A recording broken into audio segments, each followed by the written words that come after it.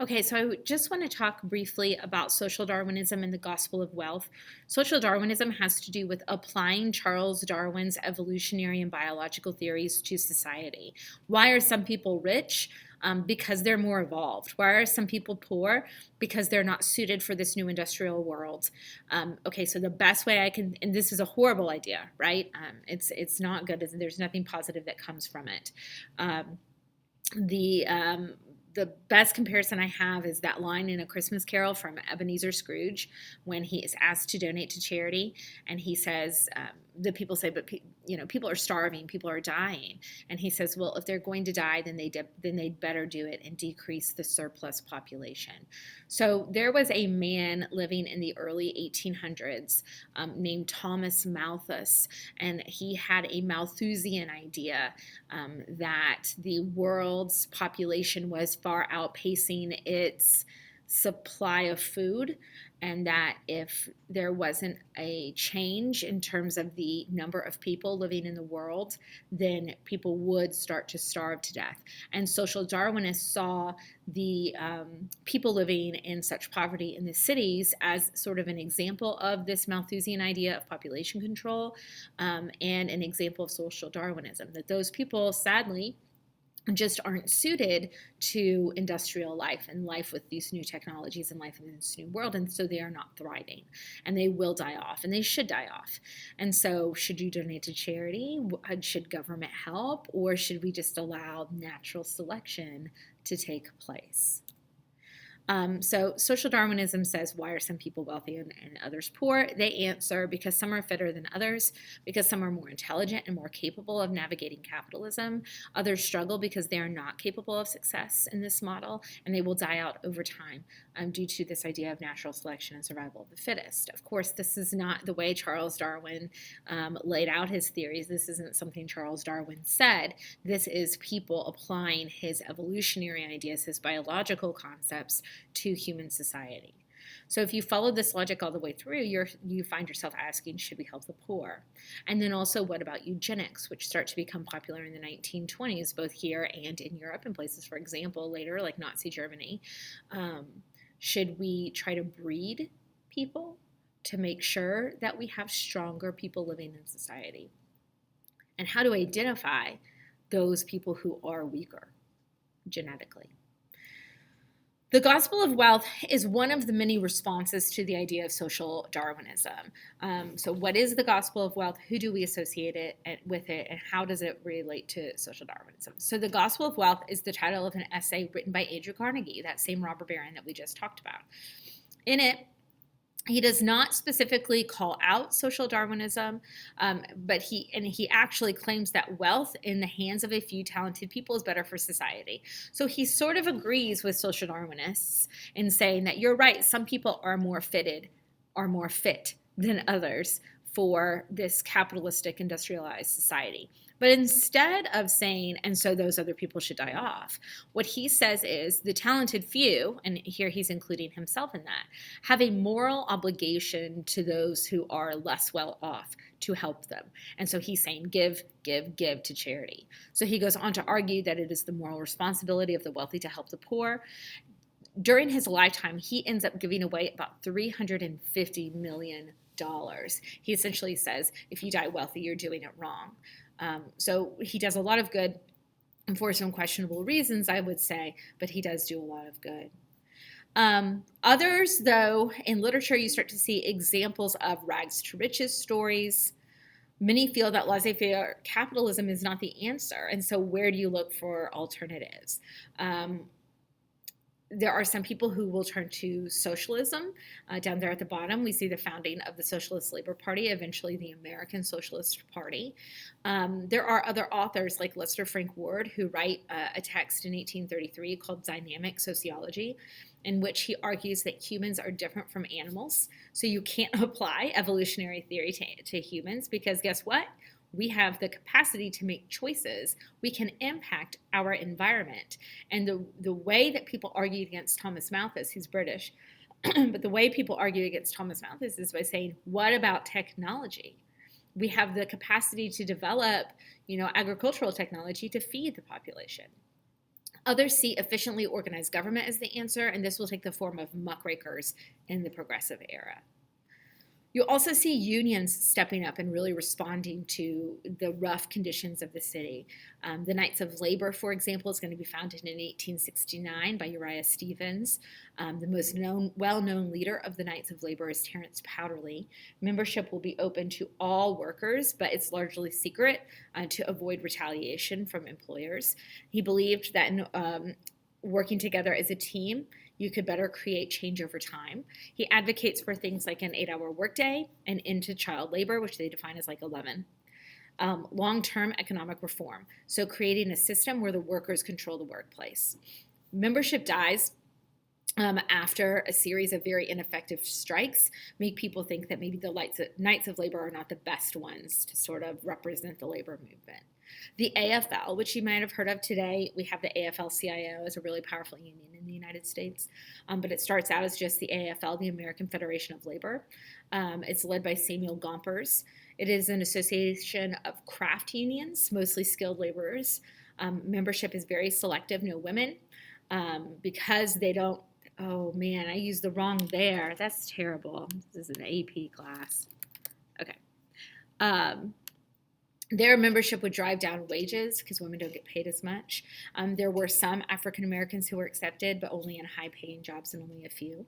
You had to pay high dues to the union, and they used those dues to create a strike pension fund. So if you go on strike and you're not getting paid, they would dip into the pension fund stockpile and pay you. The union would. It's a strong push for workplaces that employ only union members. These were called closed shops. So only go and work somewhere if they only employ union workers. The focus is on specific and immediate issues as opposed to larger reforms like the previous one that we just talked about. Because they are an organization consisting of other smaller unions, they can call for general and nationwide strikes. So they can say, hey, all steel workers, we're going on strike. And everywhere across the country, steel workers would go on strike. I've got a couple of video clips I'd like to play for you guys. The first is a short video clip on the Haymarket Square bombing and riot. I just think it does a good job explaining things kind of quickly. Hi, I'm Uhuru Williams. I'm a historian. And here's what you need to know in order to sound smart about the Haymarket Square riot. The Haymarket Square riot of 1886 had its origins in labor unrest that extended back to the decades after the Civil War. American laborers were particularly concerned about issues including the length of the workday and working conditions. The American labor movement at that time was also being influenced by more radical voices. Many of these individuals believed that not only should working conditions be improved, but that the entire capitalistic enterprise be smashed. On May 3rd, 1886, several workers were killed by police in a showdown at the McCormick Reaper plant in Chicago. Labor organizers called for a mass meeting and rally the following night at Haymarket Square. After one speaker, Samuel Felden, made a particularly inflammatory statement, police moved in to shut down the rally. As they were moving toward the stage, however, an unknown person tossed a bomb in their midst. In the ensuing violence, 7 police officers were killed, and as many as 5 civilians wounded. In the absence of any real suspects, authorities turned their attention to the more radical influences in the labor movement. Despite the lack of any tangible evidence, 8 men were eventually arrested and put on trial. All 8 were convicted. In the end, 4 of those convicted were executed on November 11, 1887. Of the 3 remaining who had been convicted, 1 committed suicide, and the other 2 were ultimately pardoned by the governor of Illinois due to a public backlash against the unfair way in which the defendants had been treated. The 4 men who were executed in 1887 became international symbols of the struggle between capital and labor and the fight to ensure fair labor practices for all workers. Young people in large... Okay, the Homestead strike is another substantial strike I want to make sure that we touch on. Some workers had such high membership that they did not, some unions had such high membership that they did have, I need to slow down. The bell's about to ring for the next class to start, and I'm trying to get this recorded. Some unions had such high membership that they did have some power in the workplace. For example, a union called the Amalgamated Steel Union, which was just a union of steel workers across a number of companies. but their power will begin to decline as steel prices fall. Carnegie is hoping to push the union out of his mills in particular, specifically in a place called Homestead. Now, Homestead is both a plant and also a town. It's one of those company towns. If you've ever read the book or seen the movie October Sky, I think that used to be required reading for y'all at some point. You would get paid, and you could buy things at the company store.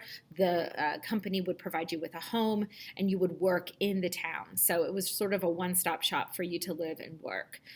So he starts to cut wages, which coincide with the drop in steel prices. But the working conditions are terrible, and prices are not changing in the company town. So it will eventually meet with union pushback.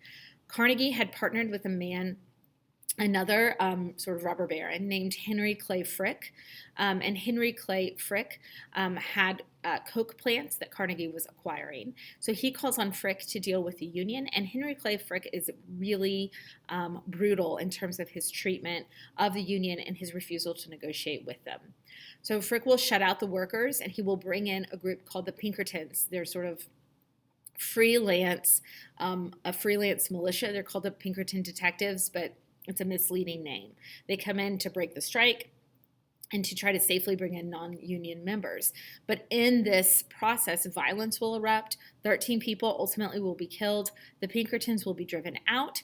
But the governor of Pennsylvania will ultimately send in the National Guard to defend the Pinkertons and defend the strikebreakers. Now, why? Is the government getting involved and taking a pro-business side, a pro-Carnegie Frick side, as opposed to a union side? Because if there's a disruption here, there's a disruption in steel, right? And that is hugely disruptive to the country as a whole, and certainly to Pennsylvania's economic activity. A union sympathizer and noted anarchist is going to attempt to assassinate Frick. Public opinion will turn against the union, and after 4 months of this violent conflict, workers will finally begin to return to their jobs and eventually abandon the union, the Amalgamated Steelworker Union. The Pullman strike is another notable strike. Pullman is another one of those company towns. You can see here the homes, the amenities, why people are upset. They're unable to own homes. They're subjected to home inspections. They have the highest rents in the area. Now, Pullman refers to Pullman railroad cars. So this company, this group, these workers are building railroad cars. I've got also a short little video for you about the Pullman strike before we finish up. But again, think about how a strike like this would impact George Pullman paid the his national workers government, unusually high wages, the national but economy. in return, he expected them to pay high rents to live in his company town. It worked until the Panic of 1893. The image is frozen, but you'll still be able to hear the words. The nation plunges into a terrible recession, a deep economic depression that's going to spike unemployment, cause all kinds of difficulties. Pullman slashed his workers' pay by 25%, but he refused to lower the cost of his company housing. Pullman's workers felt trapped. They couldn't afford their rent, but they couldn't afford to leave their jobs either. So in May of 1894, they walked off those jobs in protest. It is one of the epic strikes in American history, and it's led by a man named Eugene Debs, who's head of the American Railway Union. Eugene Debs used his influence to convince 250,000 other railroad workers around the country to walk off their jobs in sympathy with the Pullman workers, essentially shutting down all rail traffic from Chicago to the West Coast. And the strike spreads because it's a rail strike. It actually has national implications. And there's a lot of violence, a lot of destruction of property, which plays into the hands of those who oppose the strike and oppose Debs, who is a self-styled radical and socialist. One of the people who opposed Debs was President Grover Cleveland. He sent 2,500 federal troops to Chicago to stop the strike over the objections of the governor of Illinois. Cleveland sent them in anyway, on the pretext that these trains moved U.S. mails, and that his job was to make sure that the postal system was able to deliver the mail. The troops arrived on July 4th.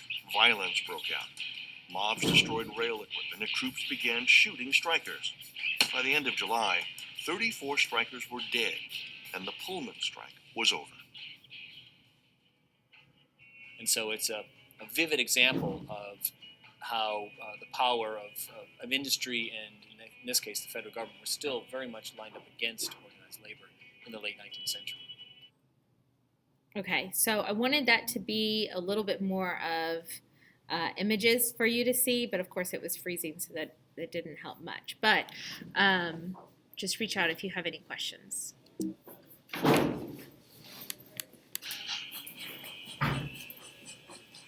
Railroad tycoon.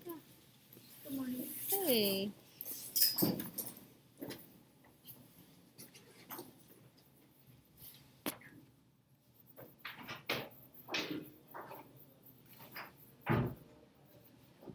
Good morning. Good morning. Let me put my mask back on. I'm making a little video recording for y'all for next year. Hey. I did not. Okay. And I only have a second period, but nobody was up there. I'm sorry. You don't see it in there at the desk, do you? Thank you. You're welcome. Turn it.